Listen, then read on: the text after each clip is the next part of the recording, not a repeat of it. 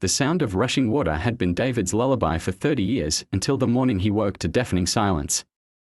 His creek, the lifeline that fed his organic farm and his family's legacy, had vanished overnight. Across the property line, Karen Westfield's new stone dam gleamed in the sunrise, a monument to her greed. She'd stolen his water to create a luxury pond for her $1 million home sale. But as Karen would soon discover, some things you steal have a way of drowning you in return. When the lawyers descended like vultures and the secrets buried beneath her perfect lawn began to surface, David realized this wasn't just about water, it was about survival. And in this war between neighbors, only one would be left standing when the flood came. David Chen pressed his palm against the kitchen window, watching the morning mist hover over what should have been the gentle babble of Willow Creek. Instead, he stared at cracked earth and exposed stones, like the skeleton of something that had died in the night. "Dad."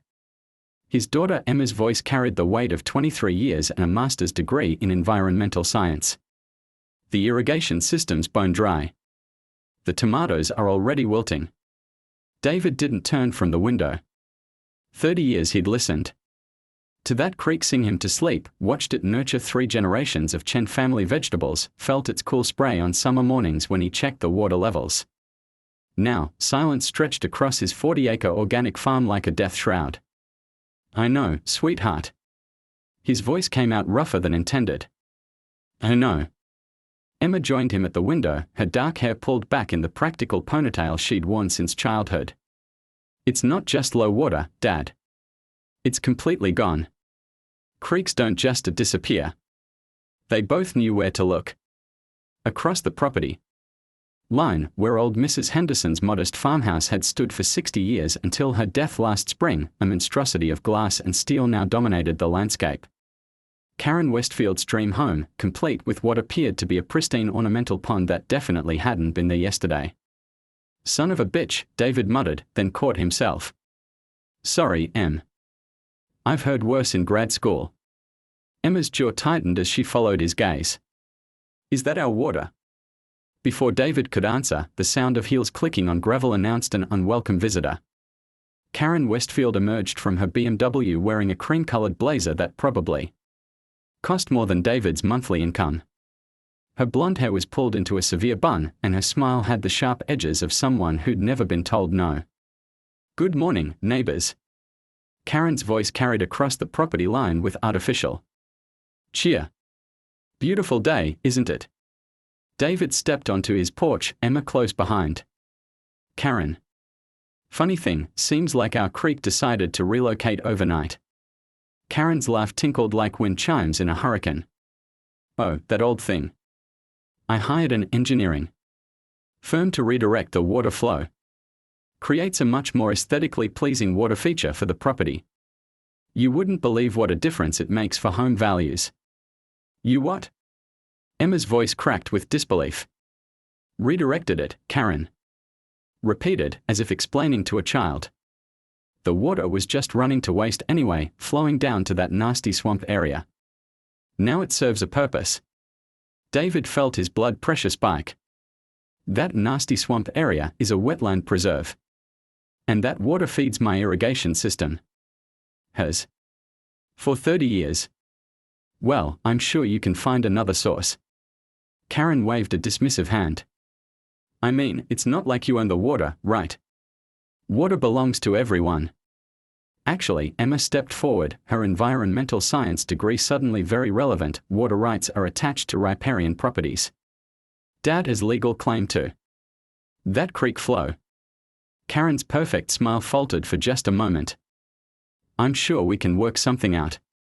Perhaps you could purchase water from the municipal system. I hear they have very reasonable rates."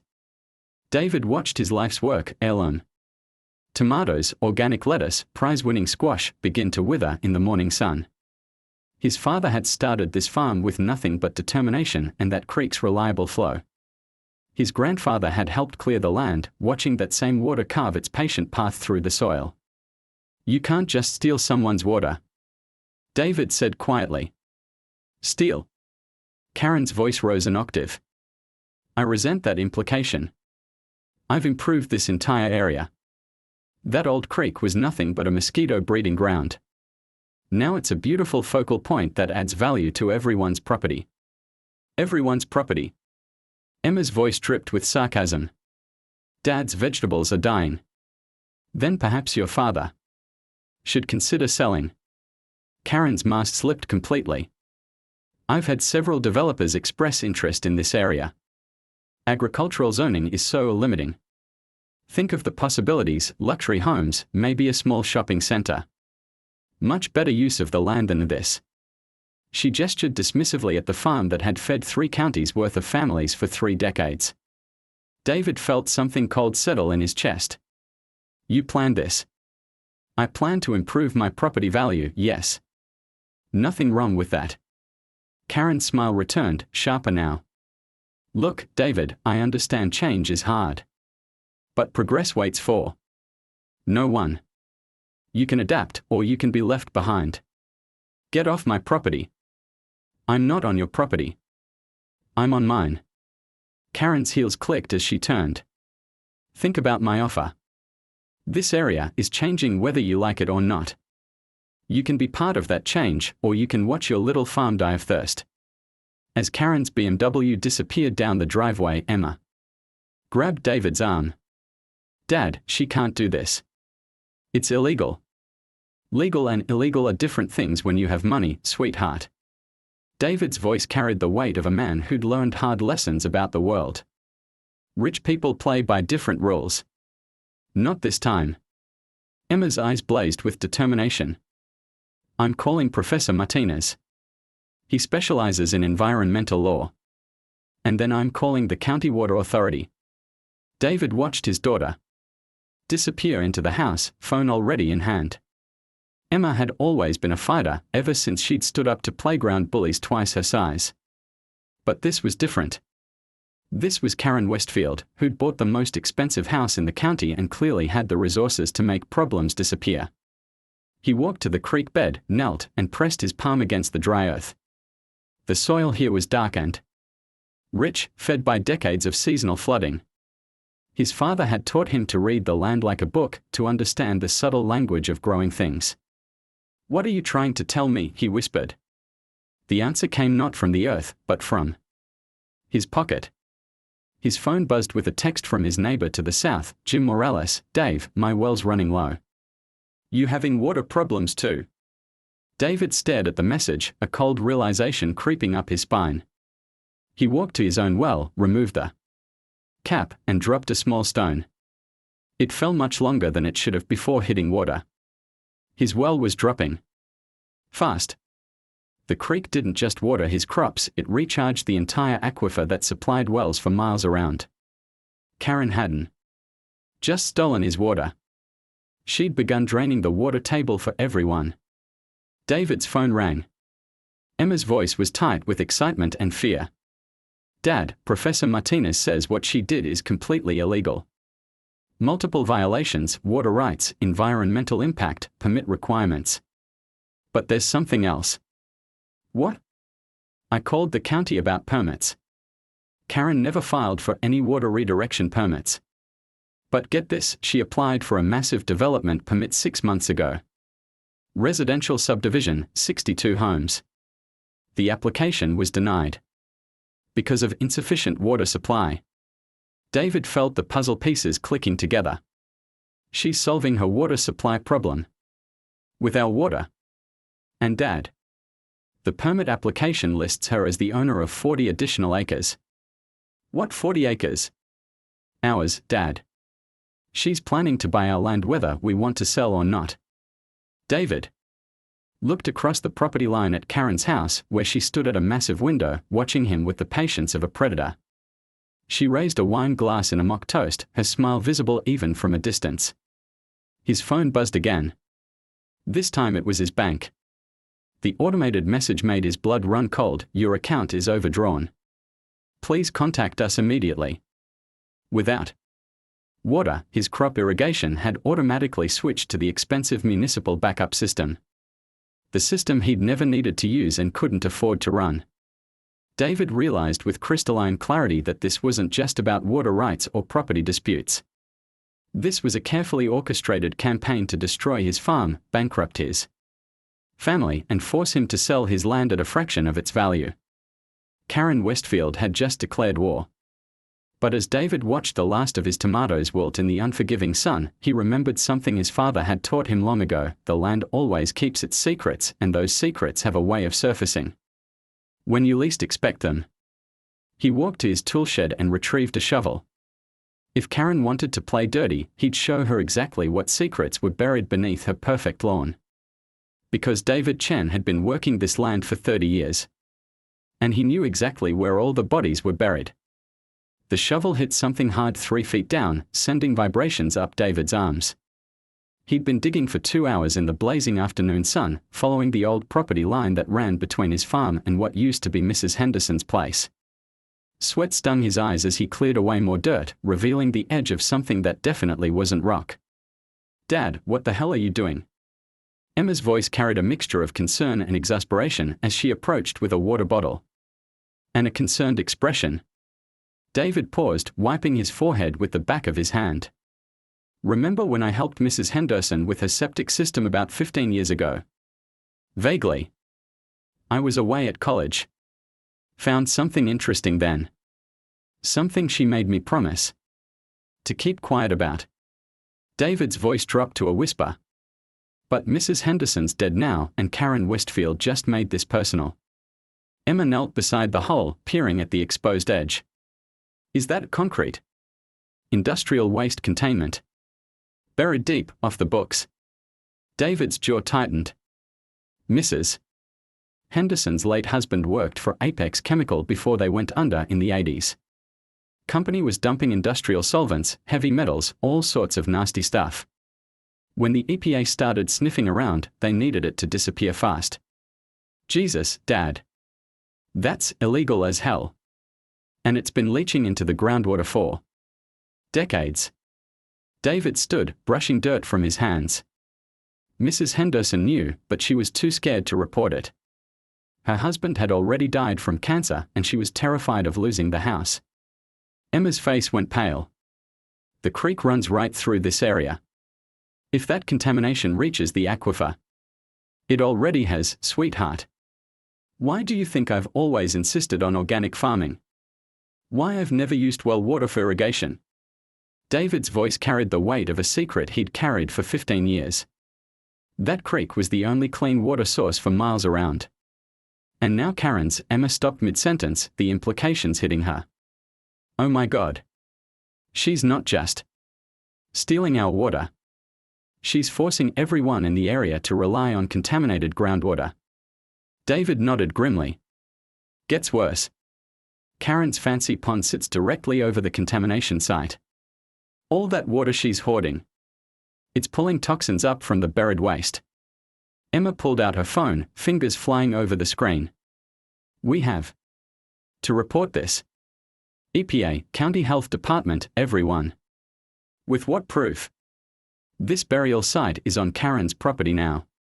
She has every right to keep us off it." David kicked at the dirt pile beside the hole. "Besides, you think she doesn't know? Woman like that doesn't buy property without doing her homework. Then why would she build there?" David's phone buzzed. A text from an unknown number. "Stop digging or you'll regret it. Some secrets are meant to stay buried." Emma read the message over his shoulder, her face hardening. "She's been watching us. Probably has cameras all over that place." David looked toward Karen's house, where the afternoon sun glinted off what looked like security equipment mounted on the roof. "Question is, how did she know what we'd find?" The answer came in the form of a black sedan pulling up their driveway. 2 men in expensive suits emerged, moving with the practiced confidence of people accustomed to making problems disappear. "Mr. Chen." The taller one flashed a badge too quickly to read. "Special Agent Morrison, EPA. We understand you've been making some interesting discoveries." David felt his stomach drop. "EPA works fast these days. We work fast when someone threatens public health." Morrison's partner, a heavy-set man with cold eyes, stepped closer. "I'm Agent Rivers. We need to talk." Emma moved protectively closer to her father. "About what?" About your unauthorized excavation of a potential contamination site. Rivers. Voice carried the authority of someone who'd ended careers with a phone call. About your potential violation of federal environmental protection statutes. Violation. David's voice cracked with disbelief. I'm trying to expose contamination, not hide it. Are you? Morrison pulled out a tablet, showing them photographs of David's excavation. Because from where we stand, it looks like you're disturbing a containment site. That's a federal crime, Mr. Chen. Carries heavy fines and prison time. Emma stepped forward, her environmental science training kicking in. You can't be serious. If there's contamination here, it needs to be properly assessed and remediated by qualified professionals with proper permits, Rivers said coldly. Not by amateur farmers playing environmental detective. David felt the walls closing in. Who called you? Concerned citizen reported suspicious activity. Morrison's smile was as cold as his eyes. Lucky for everyone involved, we happened to be in the area conducting routine inspections. Routine inspections of what? That's classified. Rivers stepped closer, invading David's personal space. Here's what's going to happen, Mr. Chen. You're going to fill in that hole, forget what you think you found, and focus on your farming. We'll handle any environmental concerns from here. And if you refuse, then you'll be arrested for violating federal environmental protection statutes. Your farm will be seized as a potential contamination site pending investigation. Investigation that could take years. Morrison's voice carried the weight of absolute authority. Your daughter's graduate career would be over before it started. Environmental science programs don't accept students with family members convicted of environmental crimes. Emma's face went white. You can't do this. We can do whatever necessary to protect public health and safety. Rivers handed David a business card. You have 24 hours to comply. After that, we'll be back with a warrant and a hazmat team. As the sedan pulled away, David and Emma stood in stunned silence. Finally, Emma spoke. Dad, those weren't EPA agents. How do you know? EPA agents don't threaten graduate students.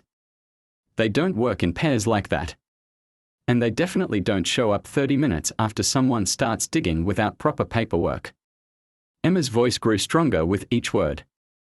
Someone's paying them to shut us up. David looked at the business card. No EPA logo, no government contact information. Just a phone number and the name Morrison Environmental Solutions. Private contractors, David muttered. Karen's got herself some expensive help. Emma pulled out her phone again. I'm calling Professor Martinez. If Karen thinks she can intimidate us with fake federal agents, she's about to learn what real federal oversight looks like. But before she could dial, David's phone rang. The caller ID showed his bank. Mr. Chen, this is Sandra from First National. I'm calling about your loan payment. It's 30 days overdue. David's blood ran cold. That's impossible. I've never missed a payment. According to our records, you've missed 3 payments. Your account shows insufficient funds and we've been unable to contact you despite multiple attempts. I never received any calls or notices. We've been calling the number on file and sending notices to your mailing address. Mr. Chen, if we don't receive payment within 72 hours, we'll have to begin foreclosure proceedings. David felt the world tilt. How much do I owe? $53,412. Including late fees and penalties. The line went dead. David stared at his phone, trying to process what he'd just heard. His farm loan had been current for 28 years. He'd never missed a payment, never been late, never even come close to default. Dad. Emma's voice seemed to come from far away. Dad, what is it? They are saying I'm behind on my loan payments. 3 months behind. David's voice sounded hollow. In his own ears. They are threatening foreclosure. Emma grabbed his phone, scrolling through recent calls. Dad, look at this. Your call log shows dozens of missed calls from the bank, but your phone never rang. And look at your text messages. David's message inbox was full of unread texts from the bank, all marked as delivered but never received by his phone. "Someone's been intercepting your communications," Emma said quietly. "Blocking calls, rerouting messages, making sure you never knew about the loan problems." "That's impossible. Not if they have the right technology. Not if they have enough money." Emma's face was grim. "Dad, someone's been planning this for months. The water theft, the fake EPA agents, the loan manipulation, it's all connected." David felt a chill that had nothing to do with the evening. "Yeah. They are going to take everything." "No, they are not." Emma's voice carried a steel he'd never heard before. "Because I just remembered something. When I was researching water rights for Professor Martinez, I found something interesting. About Karen Westfield." "What?" "She's not just some rich developer. She's the majority stakeholder in Apex Chemicals' successor company. The same company that buried that toxic waste." Emma's eyes blazed with determination. "She didn't just buy this land to steal our water, Dad. She bought it to cover up the contamination her company created." David felt the pieces clicking together. "And if the contamination comes to light, her company faces billions in cleanup costs and liability claims. Not to mention criminal charges for the cover-up." Emma smiled grimly. "But there's one thing she didn't count on." "What's that?" "Mrs. Henderson kept records. Environmental impact studies, soil samples, correspondence with her husband's company. Everything." Emma's voice grew stronger. "I helped her organize her papers before she died, remember? She donated everything to the County Historical Society." David felt hope flicker in his chest. "Evide." The FBI helicopters touched down in Jim's pasture like avenging angels, their road awash scattering the toxic foam from the poison pond. Special Agent Sarah Martinez emerged from the lead aircraft, her federal badge gleaming in the dying sunlight. Behind her, a tactical team moved with the precision of soldiers who'd done this before. "Sheriff Bradley." Martinez's voice cut through the chaos. "Agent Martinez, FBI Environmental Crimes Task Force. We got your call." Tom stepped forward, his hands shaking as he offered his service weapon. "Agent Martinez, I need to surrender. Myself. I've been taking bribes, falsifying reports, obstructing justice." "Later, Sheriff. Right now, we need to stop whatever's happening over there." Martinez pointed toward Karen's property, where the hazmat team was loading industrial equipment back into their helicopter. "My team's been tracking Apex Chemicals' cleanup operations for 3 years. We know they are not here to remediate contamination." David stepped forward. "Agent Martinez, they are spreading the contamination. Making it look like a natural disaster instead of corporate negligence. And killing witnesses," Emma added, showing Martinez the threatening texts. Martinez stuttered the messages, her face hardening. "This fits the pattern. We've had 7 suspicious deaths in 3 states, all involving people who discovered Apex contamination sites." She turned to her team. "Execute the warrants. Nobody leaves that property." The federal agents moved like a coordinated strike force, surrounding Karen's house while others intercepted the hazmat team's helicopter before it could take off. The black SUVs that had been approaching Jim's property suddenly reversed course, but found themselves blocked by more federal vehicles. "David Chen." Martinez approached him with professional courtesy. "We need to talk. Your daughter's been feeding information to Professor Martinez at the university. He's been working with our task force for months." Emma's eyes widened. "Professor Martinez never said anything about the FBI. Because we asked him not to. We've been building a case against Apex Chemical and their subsidiary companies. Your water rights dispute gave us the opening we needed." Through the gathering dusk, they could see agents escorting Karen Westfield from her house in handcuffs. Even from a distance, her fury was palpable, a woman who'd never been told no, finally meeting consequences she couldn't buy her way out of. "Agent Martinez," David said, "there's something else. The buried waste site. It's bigger than what we found." "We know." Ground-penetrating radar shows contamination extending under half the county. We are talking about one of the largest environmental crimes in U.S. history. Tom Bradley's radio crackled one final time. Unit 7, status report. Confirm elimination of targets. Martinez took the radio. This is Special Agent Martinez, FBI. Your Unit 7 is in federal custody. Consider this your official notification that all Apex chemical operations in this county are terminated. The voice on the other end went silent. That was probably their command center, Martinez explained. Corporate headquarters in Chicago. They are scrambling lawyers as we speak. Emma looked at the dead cattle, the poisoned water, the destruction that greed had wrought. Will this bring them back? The cattle, the contaminated land, the people. Who died? No, Martinez said honestly. But it'll prevent more deaths. And it'll hold the people responsible accountable. As if summoned by her words, a convoy of news vans appeared on the horizon. Someone had leaked the story and the media was descending like vultures on carrion. How did they find out so fast? Tom asked. Emma held up her phone, showing them a social media post that had already been shared thousands of times.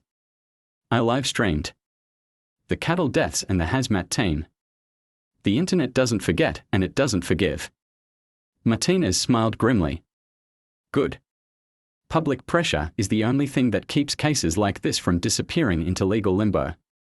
But their moment of triumph was short-lived. David's phone rang, the caller ID showing his bank again. Mr. Chen, this is Sandra from First National. I'm calling to inform you that your property has been seized by federal agents.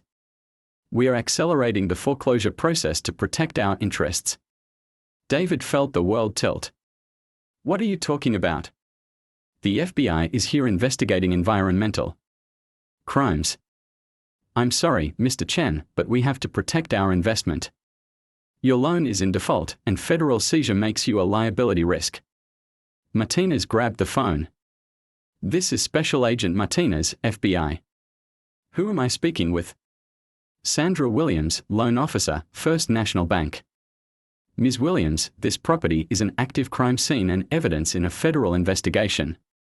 Any attempt to foreclose will be considered obstruction of justice. Oh. I don't understand. I was told to accelerate the foreclosure by our legal department. Who in your legal department? Oh. I'm not sure. The order came from our corporate office in Chicago. Martinez looked at David with understanding. Chicago. Same city as Apex Chemicals headquarters. Your bank's been compromised, Mr. Chen. They are trying to seize your property before the investigation can establish its evidentiary value. Can they do that? Not anymore. This entire county is now under federal protection pending investigation. Martinez spoke into a radio. I need a federal judge to issue an emergency injunction against all foreclosure proceedings in the affected area. As the FBI agents worked to secure the scene, Emma noticed something troubling. The hazmat team's helicopter hadn't been trying to leave, it had been waiting for something. And now, as darkness fell, she could see lights moving through the woods surrounding their properties. Agent Martinez, she called out, we might have a problem. Martinez followed Emma's gaze to the tree line where infrared scopes glinted. In the darkness. How many? At least a dozen. Maybe more. Martinez spoke into a radio. This is Martinez. We have hostile movement in the woods. Request immediate backup. The response crackled back, Martinez, this is command. We are showing no other federal units in your area. You're on your own. David felt ice in his veins. Agent Martinez, if they are not federal agents, who are they? Private military contractors. Apex Chemicals' final solution when legal and financial pressure don't work. Martinez checked her sidearm. They are here to eliminate everyone who knows about the contamination. Tom Bradley stepped forward, his service weapon ready. How many agents do you have? 6. Plus the tactical team makes 12. Against how many contractors? Unknown. But they are better equipped and better trained than local law enforcement. Martinez's voice was grim. This is going to get ugly. Emma grabbed David's arm. Dad, we need to get out of here. Where? They've got us surrounded. No, Emma said, her eyes blazing with determination. We go underground. Literally. What do you mean? The old mine shafts. Remember? Mrs. Henderson used to warn us about them when we were kids. There's a whole network of abandoned coal mines under this area. David's eyes widened. The entrance is in the woods behind the barn. And they connect to the old railroad tunnel that comes out 3 miles away, Emma continued. We can get out, get to safety, and let the FBI handle this. Martinez shook her head. I'm not running from mercenaries. This is a federal crime scene. You're not running, Emma said firmly. You're protecting witnesses and evidence. Dad and I are the only ones who know where all the contamination sites are. If we die, the case dies with us. The sound of automatic weapons fire erupted from the woods. The contractors weren't waiting for orders. Move! Martinez shouted. Everyone! To the mine entrance! They ran through the darkness, dodging bullets and explosions as the contractors closed in. Behind them, Jim's house erupted in flames, evidence being destroyed in the chaos. They reached the mine entrance just as the contractors breached the tree line. Tom Bradley turned to face them, his service weapon steady. Tom, come on! David shouted. Someone has to slow them down, Tom replied. Besides, I owe this county 20 years of real police work. The last thing they saw as they descended into the mine was Tom Bradley, corrupt sheriff turned hero, standing alone against a dozen mercenaries with orders to kill everyone who knew the truth. The sounds of battle faded as they moved deeper into the tunnels, but Emma's phone still had signal. She filmed everything, the mine, their escape, the sounds of gunfire above. The whole world's going to see this, she said grimly. Apex Chemical just declared war on the United States government. Agent Martinez checked her weapon. Then let's make sure we survive to testify. But as they moved through the darkness, David realized that Karen Westfield's war had evolved beyond water rights, beyond property disputes, beyond even environmental crimes. This was now a fight for the very soul of justice itself. And in the tunnels beneath the poisoned earth, the final battle was about to begin. The mine tunnel stretched into darkness ahead of them, but behind them, the sound of pursuit was growing closer. Emma's phone cast eerie shadows on the rock walls as she continued filming, documenting their escape for the world to see. Signals getting weaker, she whispered to Agent Martinez. But the live stream is still broadcasting. 40,000 viewers and climbing. Martinez checked her weapon again. Good. The more witnesses, the harder it'll be for them to cover this up. David paused at a junction in the tunnel, pressing his ear to the rock wall. You hear that? They all stopped, listening.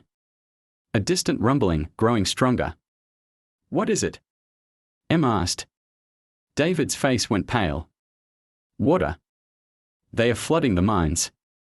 Martinez spoke into a radio. Command, this is Martinez. We are in the old mine system and someone's flooding the tunnels. We need immediate extraction. Static answered her. Then a voice that definitely wasn't federal command, Agent Martinez, this is Apex Security. You have 2 options, surrender now or drown like rats. How did they get our frequency? Martinez muttered. Emma held up her phone. Dad, look at this. The live stream comments, people are saying there are explosions at the old dam upstream. They are not just flooding the mines. They are flooding the entire valley. Through the tunnel walls, they could hear the roar of rushing water growing stronger. The contractors weren't just trying to kill them, they were creating a massive disaster to wash away all evidence of the contamination. How far to the exit? Martinez asked. David tried to orient himself in the darkness. 2 miles, maybe 3. But if they are flooding from upstream, we'll never make it, Emma finished. The sound of water grew deafening. In the distance, they could see the first glimmers of the flood racing toward them. There. David pointed. to a side tunnel. Emergency shaft. Goes straight up to the surface. They climbed the rusted ladder as water exploded into the main tunnel below them. Emma's phone signal strengthened as they ascended, and the comments on her live stream erupted with activity. "Dad, look at this," she gasped, reading as she climbed. "The National Guard is mobilizing. The governor's declared a state of emergency. And there are federal agents arresting Apex executives in Chicago right now." They burst through the surface hatch into chaos. The entire valley was flooding, but it wasn't the clean disaster Apex had planned. The contaminated water was carrying decades of buried toxins to the surface, creating a toxic stew that glowed with chemical phosphorescence in the darkness. "Jesus," Martinez breathed. "They've created an environmental catastrophe." Emma kept filming as the toxic flood spread across the landscape. 60,000 viewers now. This is going out live to the whole world. But their moment of relief was short-lived. 3 black helicopters appeared over the ridge, searchlights sweeping the ground for survivors. "They are not giving up," David realized. Martinez checked her remaining ammunition. "Neither are we." The helicopters descended, disgorging more contractors. But these men moved differently, desperately, recklessly. They were no longer trying to cover up a corporate crime. They were trying to escape the consequences of environmental terrorism. "Agent Martinez." A voice boomed from one of the helicopters. "This is Colonel Morrison, Apex Security. Stand down immediately or face the consequences." Martinez stood in the open, her federal badge visible in the searchlights. "This is Special Agent Martinez, FBI. You are interfering with a federal investigation." "Not anymore," Morrison's voice carried the finality of a man with nothing left to lose. "As of 20 minutes ago, Apex Chemical has declared bankruptcy and dissolved all corporate assets. There is no more investigation." Emma looked at her phone, her face grim. "He's right, Dad. News feeds are showing Apex filing for emergency bankruptcy protection. They are claiming the flooding was an act of terrorism by environmental extremists. They are pinning this on us," David realized. "Which means they plan to leave no witnesses," Martinez said grimly. But as the contractors moved to surround them, something unexpected happened. The toxic flood water began to bubble and steam, releasing clouds of chemical vapor into the air. The contractors, equipped only for a quick extraction, had no protection against industrial toxins. "Gas masks," someone shouted, but it was too late. The men closest to the water began stumbling, overcome by fumes from decades of buried contamination. "The irony," Emma said grimly, still filming. "They are being killed by their own poison." One of the helicopters tried to land, but the pilot, blinded by toxic vapor, crashed into the hillside. The explosion lit up the night sky, visible for miles. Morrison's helicopter circled desperately, but the rising chemical clouds made landing impossible. His voice crackled over the radio one final time, "All units withdraw. Repeat, all units withdraw. Operation compromised." As the surviving helicopters disappeared into the night, Emma's phone erupted with notifications. The live stream had gone viral, over 1 million viewers and climbing. News networks were picking up the feed. Social media was exploding with outrage. "Dad, look at this," Emma said, scrolling through the comments. "Federal agencies are mobilizing nationwide. The EPA is seizing Apex properties in 12 states. The FBI is executing search warrants on their executives' homes." Martinez checked her radio. "Command, this is Martinez. Do you copy?" "Martinez, this is real command. What's your status?" "Alive and in possession of key evidence and witnesses." "Good. The president has declared a federal environmental emergency. You're in charge of the scene until reinforcements arrive." David looked across the flooded valley, where toxic water continued to spread, carrying decades of buried secrets to the surface. "Agent Martinez, what happens now?" "Now we rebuild. The contamination is exposed, so it can finally be cleaned up properly. The executives are in custody. The cover-up is blown wide open." Martinez paused. "And your farm will probably be uninhabitable for years," David finished. "Oh no. Emma put her arm around her father.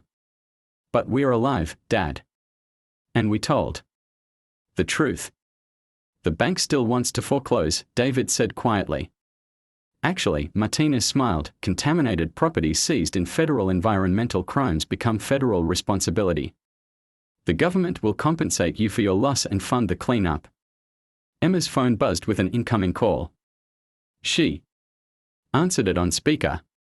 Miss Chen.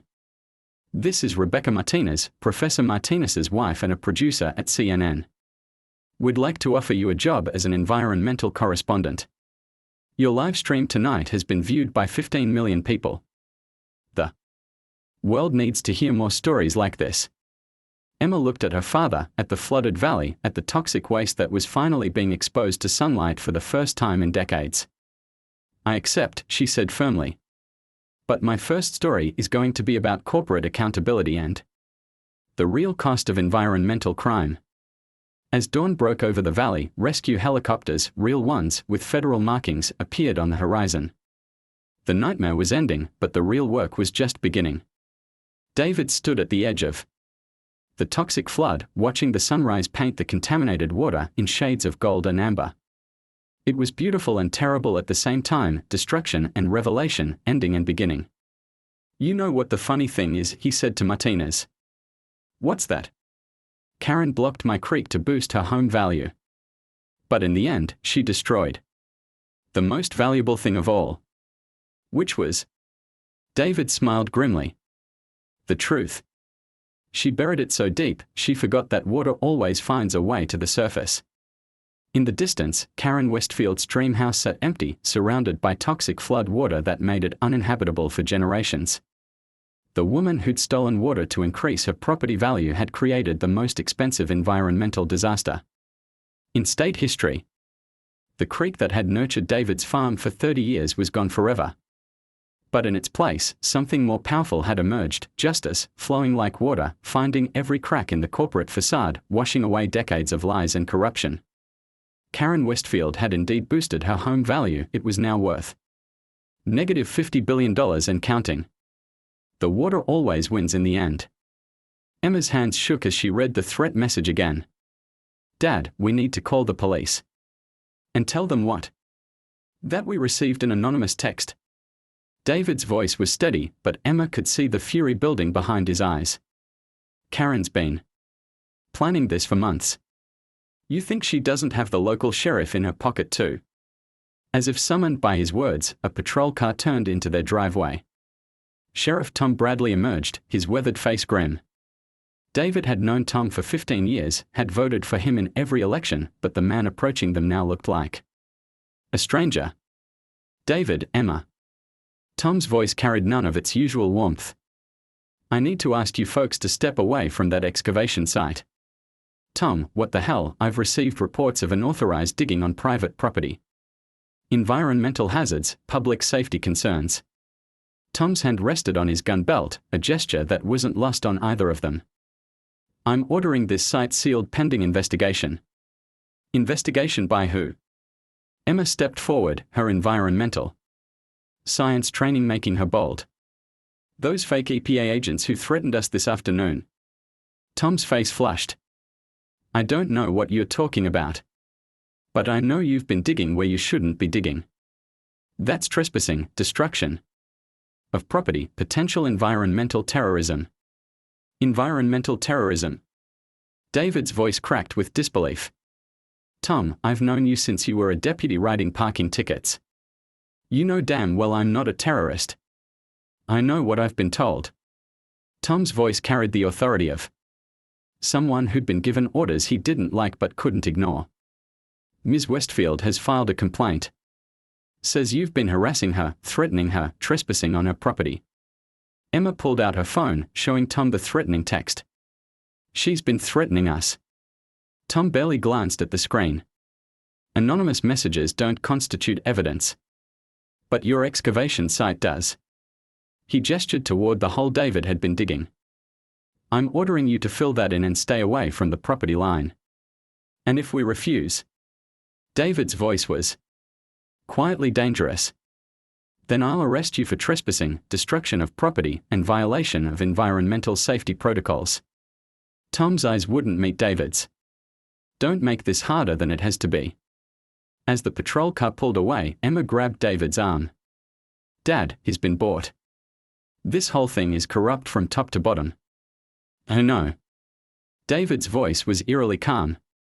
But corrupt people always have weak spots. And I think I know where to find Tom's.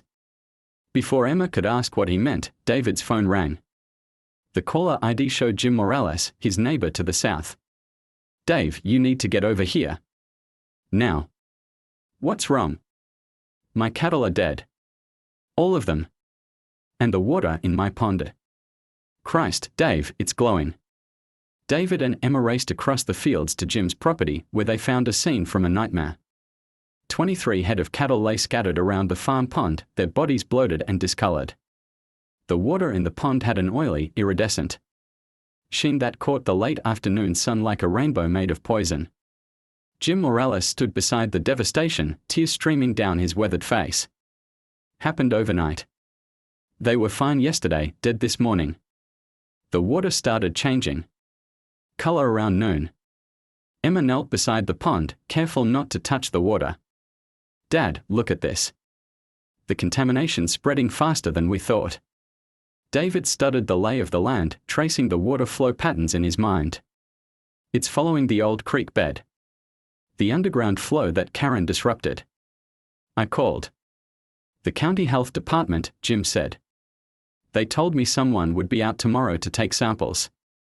Tomorrow? My cattle are dead and they want to take samples tomorrow. Emma pulled out her phone, taking photos of everything. Jim, we need to get you and your family off this property. This level of contamination, I can't leave. This is all I have. Jim's voice broke. Been ranching this land for 30 years. It's my life. It'll be your death if you stay, David said quietly. Jim, pack your family up and get to a hotel. Tonight. With what money? You think I have hotel money lying around? Jim's voice cracked with desperation. Dave, what the hell is happening here? Before David could answer, the sound of helicopter rotors filled the air. A black aircraft with no visible markings circled low over the properties, its downdraft whipping up dust and debris. Jesus, Jim muttered. What now? The helicopter landed in Karen's backyard, and 4 figures in hazmat suits emerged. They moved with military precision, carrying equipment that looked far more sophisticated than anything the county health department owned. Emma grabbed David's arm. Dad, we need to leave. Now. Why? Because those aren't health inspectors. They are clean-up crews. Emma's voice was tight with fear. They are not here to investigate the contamination. They are here to cover it up. As if to confirm her words, the hazmat team began setting up what looked like industrial pumping equipment around Karen's pond. Within minutes, the water level began dropping visibly. They are draining it, David realized. Removing the evidence. Jim watched his dead cattle, his ruined land, his destroyed life. Somebody's going to pay for this. I don't care who they are or how much money they have. Somebody's going to pay. That somebody turned out to be closer than anyone expected. Sheriff Tom Bradley's patrol car appeared at the edge of Jim's property, but instead of stopping, it accelerated toward them. Tom's face was visible through the windshield, twisted with panic and rage. Get down! David shouted, pushing Emma behind a water trough. Tom's car skidded to a stop, and he emerged with his service weapon drawn. I'm done with this. You hear me? I'm done. Tom, put the gun down, David said carefully. 20 years I've been sheriff. 20 years of keeping this county safe. And now? Tom's hands shook as he held the weapon. They told me it was just a property dispute. Just some farmer making trouble about water rights. Who told you that? Emma asked. Westfield. Her lawyers. They said you were trying to sabotage her development project, that you were an environmental extremist. Tom's voice cracked. They offered me $50,000 to look the other way. And you took it, David said quietly. I took it. My wife needs surgery, my pension's not enough, and they offered me enough money to save her life. Tom's gun wavered. But they didn't tell me about the contamination. They didn't tell me about the dead cattle. They didn't tell me I'd be covering up murder. Tom, it's not too late, Emma said gently. You can still do the right thing. You don't understand. I'm in too deep. I've been destroying evidence, intimidating witnesses, filing false reports. Tom's voice broke completely. If this comes out, I'll go to prison. My wife will die without her surgery. Your wife's surgery can wait, David said. Those cattle can't come back to life. Tom's radio crackled. Unit 7, respond to disturbance on Creek Road. Suspect is armed and dangerous. Tom looked at his radio, then at David and Emma. They are calling me in. They want me to arrest you. Or worse. Tom, you have a choice, Emma said. You can keep taking their money and watch more people die, or you can help us stop this. Tom stared at the dead cattle, at the poisoned water, at the destruction that money had bought. Slowly, he lowered his weapon. What do you need? Evidence. David said. Real evidence. Something that can't be covered up or destroyed. Tom reached into his patrol car and pulled out a thick folder. I've been keeping copies of everything. Every report I falsified, every piece of evidence I destroyed, every order I received from Westfield's people. He handed the folder to Emma. I knew this day would come. I just hoped it wouldn't be so soon. Emma opened the folder, her eyes widening as she scanned the documents. Dad, this is everything. Communication logs, financial records, contamination reports that were never filed. And there's more, Tom said. Westfield's been buying up properties all over the county. Not just for development. She's been systematically covering up contamination sites left by her company. Sites that have been poisoning people for decades. David felt the full scope of the conspiracy settling over him like a suffocating blanket. How many people? Hundreds. Maybe thousands. Tom's voice was barely a whisper. Cancer clusters, birth defects, livestock deaths. All blamed on other causes, all covered up with money and lawyers and corrupt officials like me. Emma's phone buzzed. A text from an unknown number. Sheriff Bradley is compromised. Eliminate all witnesses. No survivors. The three of them stared at the message in stunned silence. Tom, David said carefully, I think your employers just fired you. Tom's radio crackled again. Unit 7, we show your location at Creek Road. Confirm suspect status. Tom looked at his radio, then at David and Emma. They are not asking if I found you. They are asking if I've killed you yet. The sound of approaching vehicles filled the air. Multiple engines, coming fast. We need to move, Emma said. Now. Where? Jim asked. They own the sheriff, the county officials, probably the state EPA. Where can we go? Emma smiled grimly. We go public. Social media, news outlets, everyone. She held up Tom's folder. We have evidence now. Real evidence. Let's see how much their money is worth when the whole world is watching. But as they prepared to run, David noticed something that made his blood run cold. The hazmat team had finished draining Karen's pond, but they hadn't left. Instead, they'd set up what looked like industrial spraying equipment. What are they doing?